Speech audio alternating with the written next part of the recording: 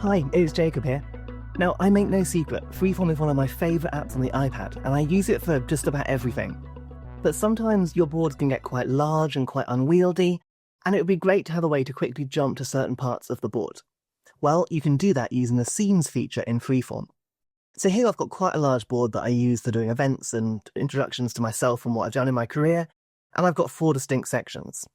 Now, I want to have each one of those as a scene that I can jump to, which would be much easier and quicker than zooming and scrolling and trying to find the bit I want to go to.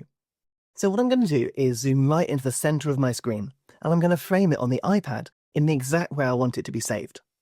Then, in the bottom left-hand corner, we're going to tap onto the new Scenes button here.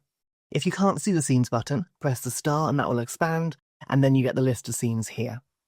Right now I've got no scenes saved, so we can tap onto Add a Scene, and as soon as I press that button, you're going to see, just like taking a screenshot, the whole screen shrink into the corner of the page.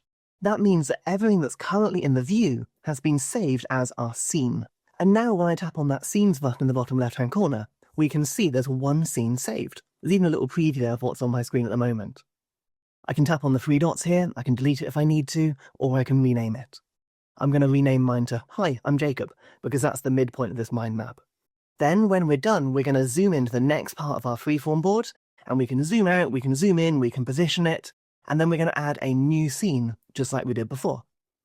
And while I'm doing that, let's quickly add a couple more scenes. So I'll zoom in for the section above, and again I'll take a new scene, and I'll zoom into my top left section as well, press the Scenes button, add a new scene from down there.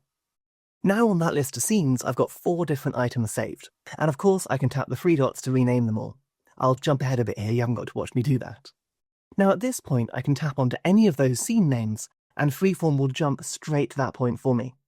Before we start using our scenes to navigate our Freeform board, I will just show you in the top left-hand corner here, we have the option to print the scenes, or to create a PDF document of those particular scenes that you've just saved. If I do this, I can then save it into the Files app, and it's going to make a big PDF document with those different views of my Freeform board saved. This is great for exporting and sharing projects, and really highlighting the key parts you want to share.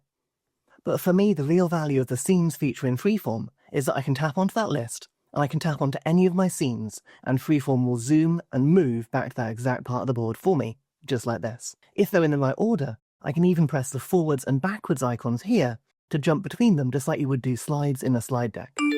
And if they're not in the right order, simply bring up that list and you can drag and drop them to rearrange them, and then those arrows will work perfectly for you. And so that's the Scenes feature in Freeform.